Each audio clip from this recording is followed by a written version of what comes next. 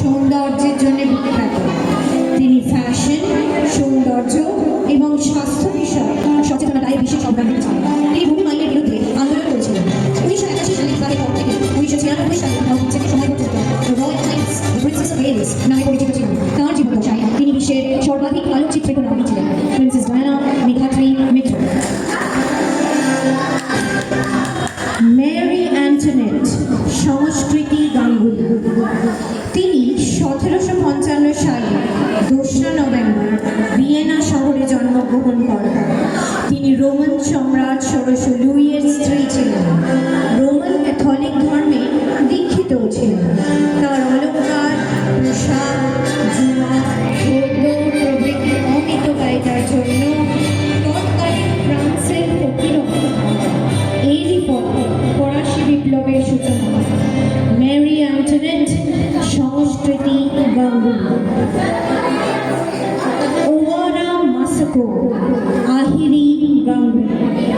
তিনি সম্রাট নারুহিটোর স্ত্রী এবং তিনি জাপানের সম্রাজ্ঞী ছিলেন। জাপানের রাজধানী টোকিও শহরে জন্মগ্রহণ করেন। আইন নিয়ে পড়াশোনা করেন টোকিও ইউনিভার্সিটি এবং পরে ইন্টারন্যাশনাল রিলেশনশিপস নিয়ে পড়াশোনার জন্য বালিয়ন কলেজ অফ অক্সফোর্ডে যান। তিনি জাপানের মিনিস্ট্রি অফ ফরেন অ্যাফেয়ার্সে যুক্ত ছিলেন। আহিরি গাঙ্গুলি, ওয়ারা মাসাকো। পাপড়ি ঘোষ, যোধাবাই। রাজস্থানের রাজপুত ঘরানা রাজা ফারহানের জ্যেষ্ঠ কন্যা ছিলেন যোধাবাই। 1 অক্টোবর 1542 সালে তিনি জন্মগ্রহণ করেন। তিনি হীরাবাই নামে পরিচিত ছিলেন। সম্রাট আকবরের প্রথম রাজপুত স্ত্রী। বিবাহের পর মালিকায় হিন্দুস্তান অর্থাৎ যোধাবাই মরিয়ম উজ জামানি নামে পরিচিত হন। পাপড়ি ঘোষ, যোধাবাই। রানী পদ্মাবতী ঈশানা মাইতি। রানী পদ্মাবতী নামে পরিচিত ছিলেন। 1540 খ্রিস্টাব্দে মালিক মোহাম্মদের মহাকাব্যে পদ্মাবতীর উল্লেখ পাওয়া যায়। 13-14 দশকে ভারতীয় রানী ছিলেন পদ্মাবতী। তিনি শ্রীলঙ্কার সিংহল রাজ্যের সুন্দরী রাজকন্যা ছিলেন। চিত্তৌড়ের রাজপুত রতন সেন হীরামন নামের একটি টিয়া পাখির কাছে পদ্মাবতীর রূপের কথা শুনে তাকে চিত্তৌড়ের মহারানী বানান। ঈশানা মাইতি, রানী পদ্মাবতী। রানী লক্ষ্মীবাই, অদ্বিতীয়া চ্যাটার্জি। 1919 সালে কাশী বারাণসীতে জন্মগ্রহণ করেন রানী লক্ষ্মীবাই। তার বাল্যনাম মণিকর্ণিকা তান্ত্রিক।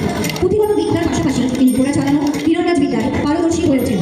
1842 সালে ঝাঁসির মহারাজা গঙ্গাধর রাওকে বিবাহ করে ঝাঁসির রানী হয়ে পরিচিত হন।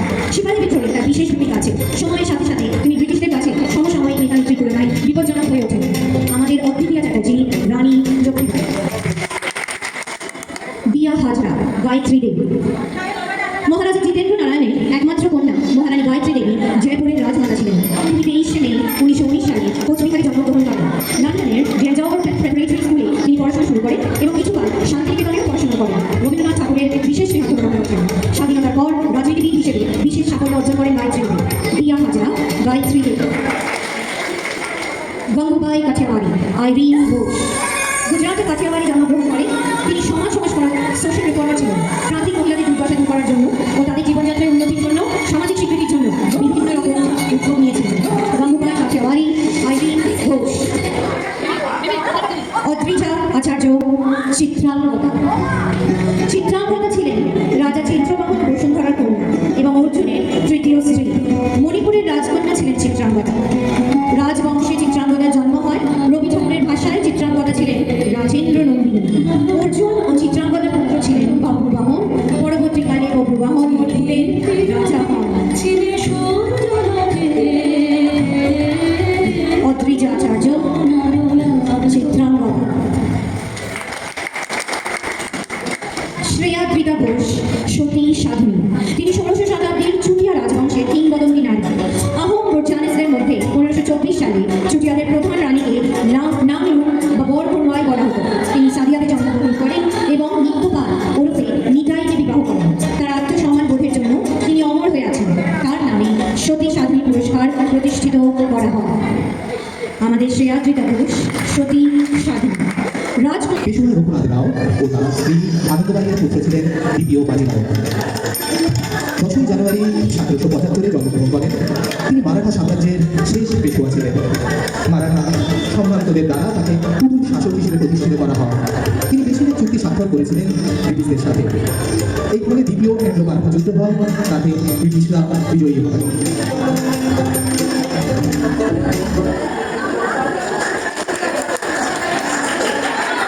আমাদের পরবর্তী চরিত্র শ্রীকৃষ্ণ, শ্রীরামচন্দ্র। আচ্ছা, শ্রীকৃষ্ণ আমাদের পরবর্তী চরিত্র শ্রীকৃষ্ণ আয়ুষ রাহা। শ্রীকৃষ্ণ হলেন বিষ্ণুর পূর্ণ অবতার। সনাতন তথা বৈষ্ণব ধর্মে তাকে সর্বোচ্চ ঈশ্বর ভাবে ভূষিত করা হয়। ভাদ্র মাসের কৃষ্ণপক্ষে অষ্টমী তিথিতে তার জন্মোৎসব পালন করা হয়। তিনি তার অত্যাচারী মামা কংসকে হত্যা করেন। সুরক্ষা, করুণা, দয়া ও প্রেমের সাগর তিনি। মহাভারতে বীর অর্জুন শ্রীকৃষ্ণকে রথের সারথি ও প্রধান পথপ্রদর্শক হিসেবে গণ্য করেন। অচ্যুত, দামোদর, গোপাল, গোপীনাথ, গোবিন্দ, কেশব, রাধামাধব ইত্যাদি নামে পরিচিত। রাধারানী তার প্রেয়সী ছিলেন। রাধাকৃষ্ণের প্রেমের কাহিনী রামলীলা রূপে বর্ণিত।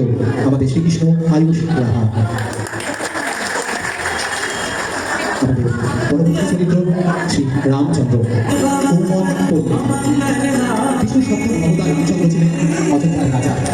হিন্দু ধর্মের দেবতা রামচন্দ্র রঘুবংশে জন্মগ্রহণ করেন। রাজা দশরথ ও কৌশল্যার সন্তান ছিলেন তিনি। তিনি যমরাজের কন্যা সীতাকে বিবাহ করেন এবং ঠিক রাজ্য হিসেবে দিন তাকে 14 বছরের জন্য বনবাসের দণ্ড দেওয়া হয়। সেখানে তার পরবর্তী হনুমানের সাথে অগ্নিচক্রি করে বিপ্লব স্থাপন করেন।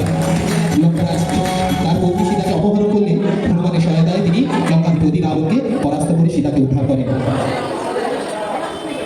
আমাদের চরিত্র রামচন্দ্রের কৌশল বললেন।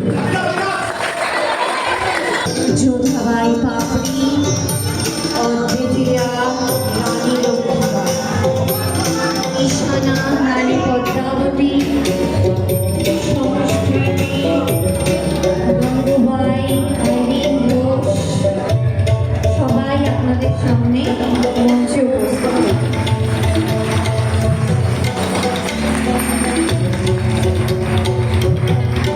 আপনাদের করতালি ওদের উৎসাহিত করবে। Another large round of applause, please, for our little prince and princesses. উপস্থাপনায় The United Reading Club and Public Library, Durga পূজার কমিটি একসাথে